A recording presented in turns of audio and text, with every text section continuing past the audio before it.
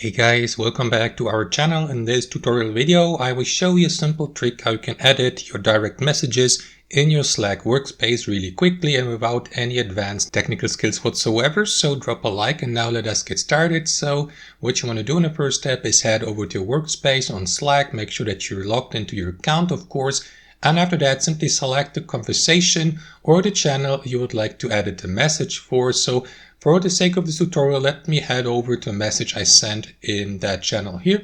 So select the channel and after that simply browse through the conversation to pick the message of yours you would like to edit. Hover your mouse over the given message and here to the right, you will see these options. One of these options are these three dots. More actions, so click on it and simply select edit message from the drop down menu or alternately use the shortcut E on your keyboard. And there you go. As you can see, if you click on it, you will be given the opportunity to edit your message, to type in a new text or to add emojis, to add bold letters, italic letters, to customize your message and so on and so forth. And once you're content with your results, simply click on save here to save these changes. And that's basically it, guys. As you can see, it is super simple. I hope you enjoyed this video. Let's call it a day here and we'll see you next time on our channel.